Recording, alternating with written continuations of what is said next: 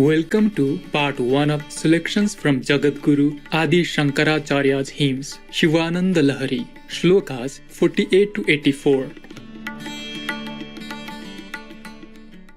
O Lord, even after realizing that the truth that there is no real difference between Jiva or the individual soul and Brahman or God, I beg to state that I am yours and not that you are mine. The wave belongs to the ocean, not the ocean to the waves.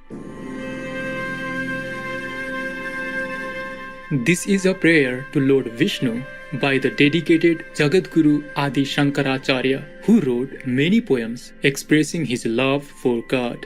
Born in 8th century India, Jagatguru Adi Shankaracharya showed an early interest in spiritual life. By age 8, he had read and understood all of the Vedic scriptures. After receiving permission to leave home in pursuit of spiritual attainment, he met and received instruction from Guru Govinda Bhagavad-pada. Shankaracharya went on to write commentaries on the ancient doctrine, Advaita Vedanta, as well as the Bhagavad Gita and the 10 principal Upanishads. He became known as the founder of the Smartha tradition, which brought together several branches of the Hindu faith and highlights the oneness of the inner self or Atman with the Supreme God or Nirgun Brahman. Shankaracharya also composed 72 hymns of praise and reverence for the divine, dedicated to Lord Krishna and Lord Shiva. The Upadesha Sahasri, meaning 1,000 teachings, was also written by him. To support spiritual devotion and study, he travelled throughout India and established 4 large Hindu monasteries that are still active today. At the age of 32, Jagatguru Shankaracharya was said to have completed his mission on earth as he achieved Videha Mukti or freedom from embodiment. Shivananda Lahari or Waves of the Bliss of Shiva is one of the devotional hymns composed by Adi Shankaracharya. We will now share with you excerpts from Shivananda Lahari. Sloka 48. Filled with water of perennial happiness, seat of the lotus-like heart of sages and devas, clear and approached by the birds of good people, that which removes the dirt of sins, which emits the smell of goodness, and which is the lake of meditation of Shiva, may be reached permanently by you, of mind which is the best of swans. Why instead go and reach this small puddle of common world, which is the resort of the mean, and suffer the strains of aimless travel? Sloka 49. Irrigated by the water of joy, which is like nectar, and sprouted from the devotion to the lotus feet of Shiva, this creeper of devotion would catch on the branches of the firm character, and climb and spread on the high frame of mind, which has branches and sub-branches, and grow luxuriantly with sinless actions and deeds of devotion, and give me daily forever the sweet fruit of salvation, which is sweet to the mind. Sloka 53. I serve and worship that Lord who has the blue sky as the plume, who has thousands of eyes like Adishesha, who is the Lord of snakes, who teaches pranava or cosmic sound to those who bow, with blessings and wishes, who is sung about like the peacock, who sings Keki, who dances with joy on seeing cloud-colored goddess Parvati, who likes to play in the garden of Vedanta, and who has a blue neck like the peacock.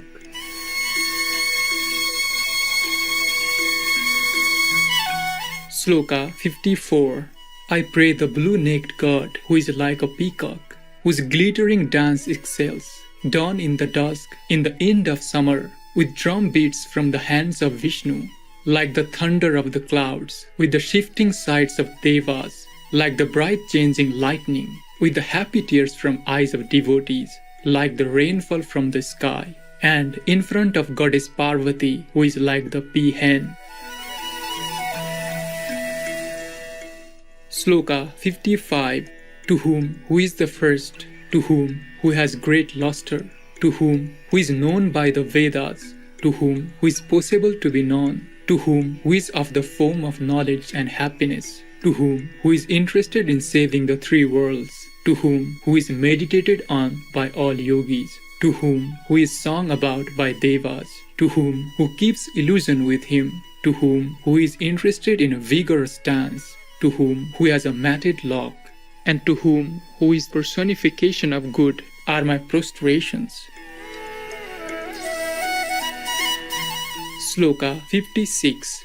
To whom who is forever, to whom who is the soul of the Holy Trinity, to whom who won over the three cities, to whom who is the fame of Katyani, to whom who is personification of truth, to whom who was the first to have family, to whom who appears before mind of sages, to whom who created the three worlds by illusion, to whom who is at the end of all Vedas, to whom who enjoys dancing in the evening, to whom who wears the matted lock, to whom who is Lord Shambhu or Shiva, are my prostrations.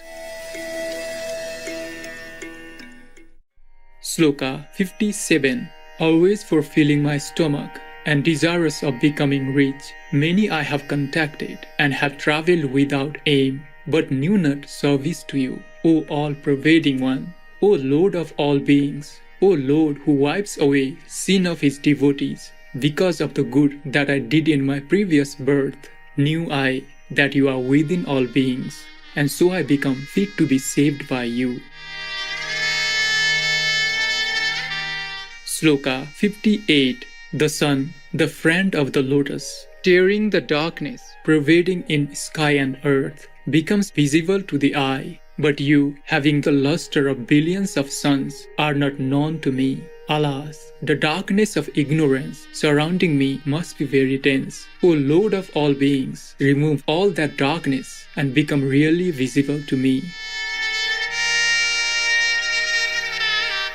Sloka 59. O Lord of all beings, O consort of Goddess Gauri or Parvati, O all-pervading one, just like the swan desires the cluster of lotus flowers, just like the Chataka bird intensely longs for the blue dark cloud, just like the Chakravaka bird longs for sun, the lord of lotus flowers, and just like the Chakora bird longs for the moon every day, my mind longs for thine pair of lotus-like feet, which can be searched only by path of knowledge, and which bestows the bliss of emancipation.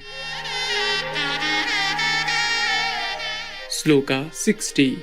Just like the man dragged by flood longs for the bank, just like the tired traveler longs for the tree shade, just like the one who is afraid of rain longs for a pleasant home, just like the traveling guest longs for the sight of hospitable householder, just like the poor longs for the charitable rich, just like the one terrified by darkness longs for the light, and just like one suffering from biting cold longs for the open fire, O my mind, you long for the lotus feet of Shambhu or Shiva, which removes all fears and phobias and gives pleasure. Sloka 61. Like the real seed progeny reaches for the mother Ankola tree, like the iron needle reaches for the lodestone, like the tender creeper reaches for nearby trees, like the river reaches for the sea, if the spirit of the mind reaches for the lotus feet of Pasupati or Shiva and stays there always, then that state is called devotion. Sloka 62. O Lord, the mother called devotion bathes with tears of joy and feels enthralled, dresses her using the clean and pure mind, feeds and fills up the belly she with the nectar of your stories, found in words at the tip of the conch-like vessel, protects her body with rudraksha or stone fruit and ash as amulets, and takes care of the devotee child placed in the cradle of your memory. Hell is a place of immense suffering. Save yourself by making peace. Happy viewers, we hope you have enjoyed today's program on Words of Wisdom.